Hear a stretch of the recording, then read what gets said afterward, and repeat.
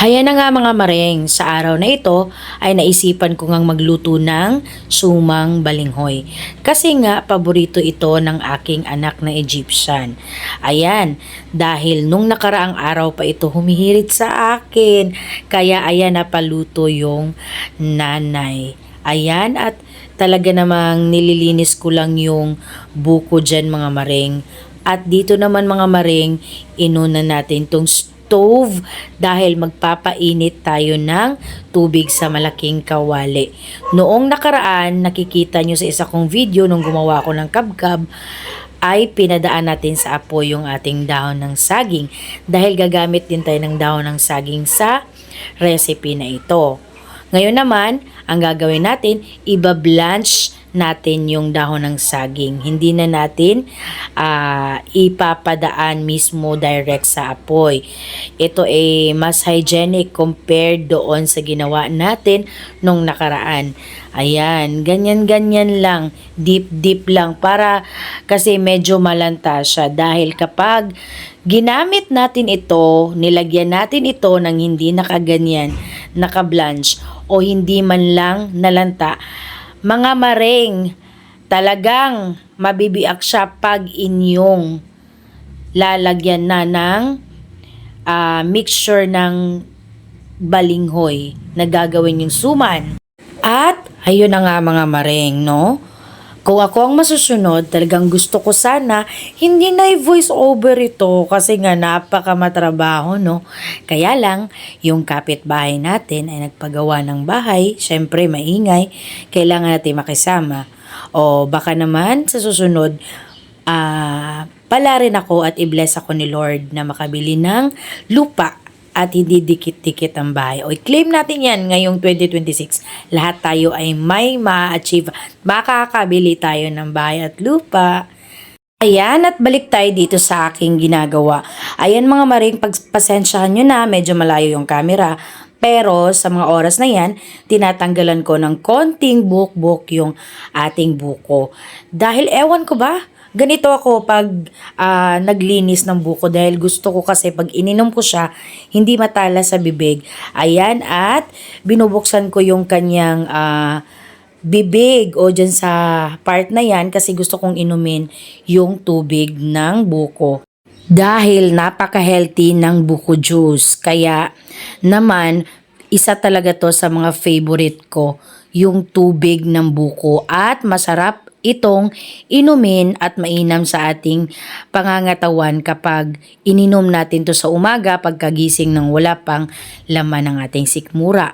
Magandang cleansing to mga mareng at napakaraming benefits nito sa katawan. Kayo na lang mag-research dyan sa Google. Haya na nga at talagang binanatan ko na sa pag-inom itong tubig ng buko, no? At sinusulit ko na kasi naman napakakonti lang talaga ng kanyang sabaw. Kaya nilipat ko na rin siya sa aking mug dahil medyo parang matalas-talas sa labi itong buhok-buhok ng baon ng buko. Ayan, at naubos nga natin at kulang pa nga hacharis. Alam nyo ba mga mareng, itong ganito kalaking buko ay 35 pesos na ito. At sa ibang palengke ay 45 to 50. Diba? Napakamahal. Hindi praktikal ang kanyang presyo. Pero kapag ako ay umuwi sa Leyte, talaga namang to sawa ako sa pagpitas at pagkain at pag-inom ng buko juice, no? Pagkaliit-liitan at napakamahal. Kaya sa panahon ngayon, kailangan nating dumiskarte at kailangan nating madiskarte, no? Para darating ang araw na yung mga pangarap natin ay matupad. Ngayon naman, dumako muna tayo dito sa ating kusina. Meron akong isang maliit na stainless na planggana dyan at dyan ko lang nilagay ang ating ginadgad na kasava. At gagadgarin ko lang din itong ating buko na ating panghalo dyan mamaya kasi napakasarap talaga mga mareng kapag meron siyang nakahalo na buko. Though optional naman to, pwede mo naman silang lutuin kahit na walang buko. Pero Siyempre, kakain ka na lang titipirin mo pa, 'di ba? Kaya ibigay mo na yung masarap na ingredients kumbaga dahil ikaw din naman ang kakain para naman masiyahan yung iyong anak. Pero kung low budget naman tayo, pwedeng-pwede lang talaga yan mga maring kahit walang buko. Kasi nga 'di ba napakamahal talaga ng buko ngayon. Eh kung sa probinsya ka naman banda at meron kayong tanim na mga niyog, walang problema yan. Kahit haluan mo pa yan ng 5 buko. Talagang okay lang talaga yan mga maring, no?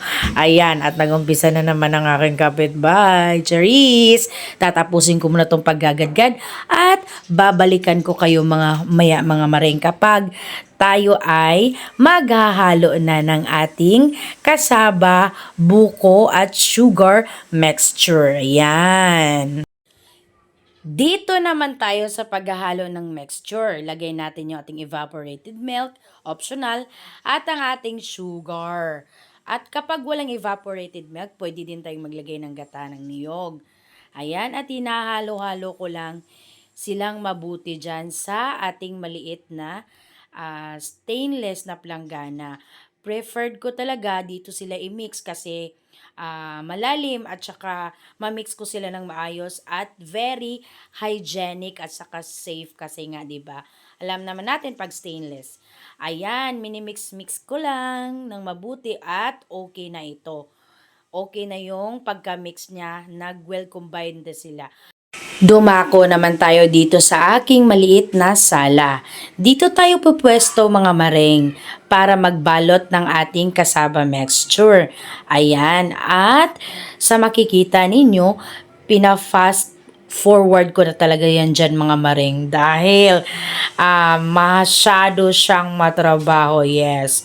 At ngayon naman ay nakakainis na naman ang ingay ng COVID vouchers. Ayan, wala tayong magagawa mga maring kasi nga hindi tayo anak ng mga kontraktor, no?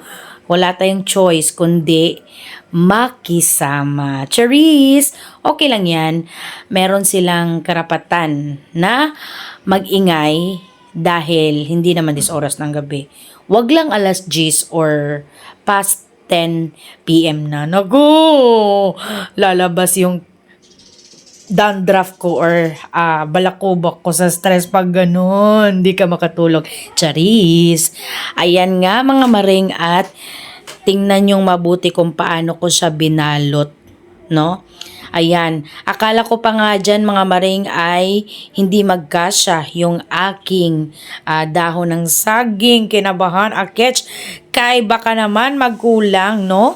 Pupunta na naman tayo doon sa pagkalayo-layo, no? Sa kalagitnaan ng paggawa at pagbabalot natin talagang dadayo pa tayo doon sa sagingan para lang manguha ng dahon ng saging, no? Good thing talaga at nagkasya siya at nagawa ng paraan ng maring anticles ninyo. Charis! Ayan na nga mga maring at malapit na tayong matapos dyan. Pinapakita ko lang talaga sa inyo yung proseso. At alam nyo ba maring, as someone na first time gumawa ng recipe na ito ay napaproud ako sa sarili ko kasi alam niyo kung bakit. Talagang perfect yung pagkabalot, lahat, at sana perfect din yung kanyang lasa mamaya pag natikman na natin. At mamaya naman mga maring ipapakita ko sa inyo na hindi lang siya binabalot, dapat din natin siyang talian kasi for sure kapag hindi natin to tinatalian, baka mamaya pag pinakukuluan or ini-steam na natin sila ay baka ito ay bubuka. Kaya para hindi mangyari o maiwasan natin yon, tatalian ko. Haya na nga at tinatalian ko na yung magkabilang side niyan. Kasi ang paglulutuan ko mamaya mga maring ay hindi steamer, kundi yung malaking kawali na nakita nyo kanina sa video, sa earlier video natin. Ayan, at pinagtatali ko lang yung magkabilang side dyan para hindi siya bubuka. Kasi pag sa kawali kasi natin siya niluluto, mga maring, mas closer siya doon sa water, 'di ba? Unlike sa steamer na mayroon silang distance, hindi talaga siya malulubog sa tubig. Since wala nga tayo pang steamer, bibili pa lang tayo, kaya nagdi-DIY ang lola ninyo. Kaya kung kayo din dyan na gustong magluto nito, hindi problema kahit wala tayong steamer, no? Pwede tayong magluto sa kaldero, sa malaking kawali, basta make it sure na talagang talian nyo lang talaga siya para sure din na panigurado lang na hindi siya bubuka at hindi lalabas yung ating mixture ang laman nitong dahon ng saging. Naku po, may stress tayo ng 1,000,000 years. Charot. Ayan, napaka-perfect at talaga namang kinakarer ko na itong pagluluto-luto na ito, no? Alam niyo mga maring, ang advantage talaga kapag marunong kang magluto, kahit na hindi mo gaanong panuorin yung isang proseso, alam na alam mo na kung paano siya lulutuin, 'di ba? Since ako din lumaki ako sa nanay ko, sa mama ko na marunong talaga magluto at mahilig din akong manood sa kanya habang siya nagluluto. Kaya naman, may natutunan ako sa nanay ko at wala ring akong binabasa ng mga recipe book. Nako, hindi uso sa akin yung ganyan. Kaya naman, nood lang ako saglit ng YouTube tutorial at saka yung magbabasa lang ako sa Google. Pagkatapos nun, yun na, bahala na, hindi ko memorizein kasi yun yung advantage kapag meron kang puso sa pagluluto, no? Mahirap yung tagakain ka lang, mas maganda din marunong kang magluto, no? Aral-aral din ang pagluluto, wag puro kain lang dyan at charis. Ayan, at malapit na nga tayong matapos magtali mga maring at maya-maya pa ay maisasalang na natin to doon sa ating malaking kawali. Hayan, at ipapakita ko na sa inyo mga maring yung natali natin. Yan na sila lahat at babalikan ko kayo para sa pagluto. Hayan, katulad nga ng sinabi ko sa inyo kanina, wala tayong steamer kaya dito natin siya lulutuin. Pero bago yan mga maring, hahanigan ko muna siya ng mga natira nating dahon ng saging. Ayan, kasi ayaw ko naman idirekta ko yung recipe na lulutuin natin dyan sa pinakakawali kasi baka masunog o kung hindi man masunog ay malubog siya sa tubig at baka lata yung malabsak yung kanyang pagkaluto mamaya, 'di ba?